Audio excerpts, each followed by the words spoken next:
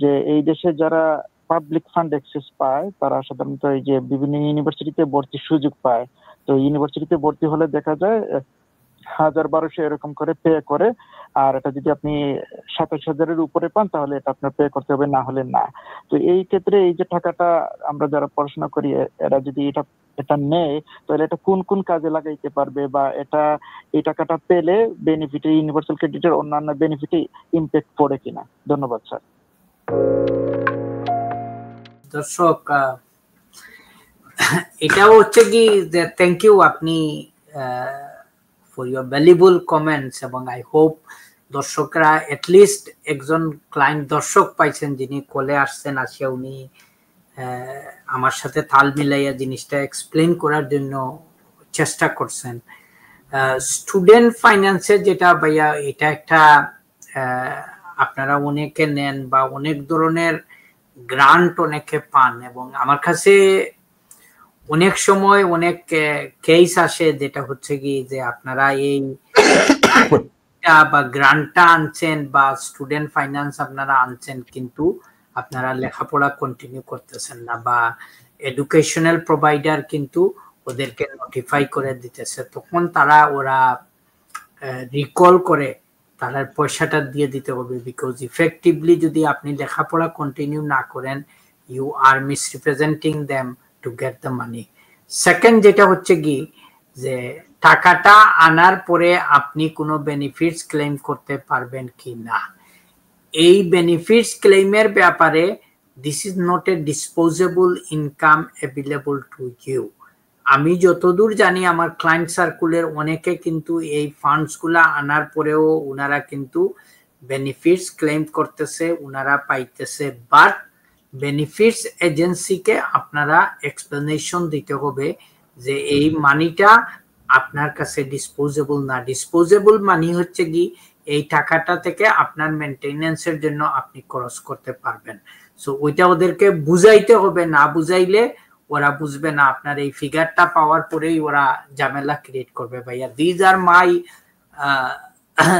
Limited knowledge about this particular questions you ask, বা আপনি further হয়তো এখানে নাশিদ ভাই যে গাইডলাইন্সটা দেখাইছে ওইটা লাস্ট আপডেটের 6th of November। এটা আলাদা, আমরা এটা খবর করবো আগামীকাল। এটা শরিয়া compliance interest free student finance দিচ্ছে তাজ ভাই, আমি সরকারকে ধন্যবাদ দেই। অল্টারনেটিভ স্টুডেন্ট ফাইন্যান্স, এটা 6 নভেম্বর 2024 আসছে। জি, ওই স্টুডেন্ট ফাইন্যান্সের ওইটা আপনারা দেখেন, ওইটা আপনার হেল্প হবে। This is the extent of my answer. এবং সানডে তো আমি কাজ করি দর্শক এখানে, ঠিক আছে। আপনাদেরকে এর মধ্যে আমি 1.5-2 ঘন্টা সময় দিতেছি, but Sunday is my working day. এটা it's been going since covid time থেকে, এবং ইনশাল্লাহ যদি আল্লাহ আমাকে সুস্থ রাখেন এই ধারাবাহিকতা কন্টিনিউ করব আমি যতদিন প্র্যাকটিসে আসি। সো সবাইকে আমি বলবো যে লাইফে এই যে কিছু কিছু প্রশ্নের উত্তর একটু অন্যভাবে দিছি, কারণ this is the answer they deserves. কারণ আমরা যে ফিল্ডে যাব, যে কমিটমেন্টে যাব, whatever our work profession, আমরা যেন চেষ্টা করি যে আমরা সব দিকে চড়াই ছিটাইয়া না গিয়ে, সব কিছুর এক্সপার্ট না হয়ে, আমরা যেন আমাদের প্রফেশনে আমরা কনসেন্ট্রেট করি, এবং আমরা যেন একসাথে এটা মনে রাখি, যেন আমি সবসময় একটা উদাহরণ ইউজ করি, আমরা 2 নৌকায় চলতে পারবো না। এবং লিগ্যাল অ্যাডভাইজাররা আপনাদের হচ্ছে কি আপনাদেরই মানুষ, এবং আমাদের অনেক রেস্ট্রিকশন আছে, অনেক কিছু করতে পারি, কিন্তু আপনারা কার কাছে যাবেন, কি সার্ভিস নিবেন, কার ব্যাকগ্রাউন্ড কি, এটা আপনারা যাচাই বাছাই করে আপনারাই দেখতে হবে। Let me just share one example দর্শক। আমি কিছু বিল্ডিং কাজ করাইবো in one of my property দর্শক। আমি কিন্তু 3টা জায়গায় মার্কেটিং অলরেডি করছি। আমি ওদের ব্যাকগ্রাউন্ড দেখতেছি, এবং আমি গতকালকে রাত্রে হয়তো আমি টেম্পোরারিলি আমার মাইন্ড মেকআপ করছি যে যেই বিল্ডার কোম্পানি আমাকে সবচেয়ে বেশি পয়সার কোটেশন দিছে, আমার কাছে লাগতেছে ওরাই আমার কাজটা ভালো করতে পারবে, ওয়ান টাইম ডেলিভারি দিতে হবে, আমি হেডিক ফ্রি হব। তো ঠিক এমনি আপনারা অ্যাসেসমেন্ট গুলা করবেন, দেখবেন, তারপরে you decide what you want to do. আপনারা এমন কোন সিচুয়েশন নিয়ে আমার কাছে আসবেন না তাজ ভাই আমার অ্যাসাইলুম কেস রিফিউজ হয়েছে, রিয়েল লাইফ এক্সাম্পল বলি। তো আমি বললাম রিফিউজাল লেটার কই, ওইটা সলিসিটারের অফিসে। আপনার ফাইল কই, সলিসিটারের অফিসে। সলিসিটারের নাম কি, ওনারা তখন একটা নাম দিল। তখন আমি বললাম বলেন অফিসের নাম কি? বলে যে অফিস তো নাই, উনার বাসায় গেছি, উনার বাসা হচ্ছে কি ইস্টামের একটা জায়গায়, স্টেশন থেকে বাইরে হয়ে এইভাবে এইভাবে যাওয়া। তো আমি বললাম একটা কার্ড দেখান, বলে যে কার্ড নাই। পয়সা দিছেন? হ্যাঁ পয়সা দিছি। রিসিট দেখান? রিসিটও নাই। তো এইসব জিনিসগুলা যদি আপনারা বলেন এবং আপনারা যদি let yourself go under this route, তাইলে তো আপনারা সার্ভিস পাবেন না। Thank you.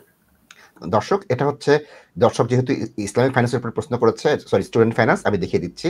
ব্রিটিশ সরকার নতুন একটি অল্টারনেটিভ স্টুডেন্ট ফাইন্যান্স এনেছেন ডিপার্টমেন্ট অফ এডুকেশন গত বছরের নভেম্বর মাস থেকে।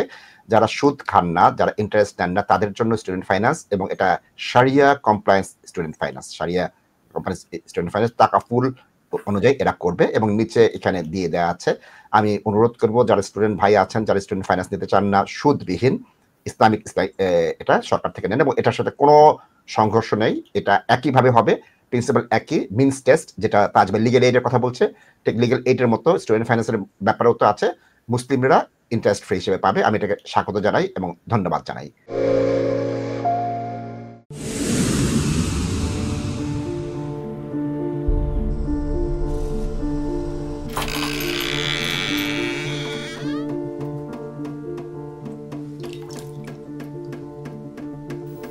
ইংল্যান্ডে আমরা চাইলেও অনেক কিছু করতে পারি না, অনেক ঝামেলা। হায় রে হায়, লন্ডনের এই জীবনে ঝামেলার কোনো শেষ নাই। আমি লাল, আমার ইমিগ্রেশন, ঘর, ব্যবসা সবকিছুর ঝামেলার সমাধানে সবসময় পাশে আছে Taj solicitor. Taj solicitors, believe in service.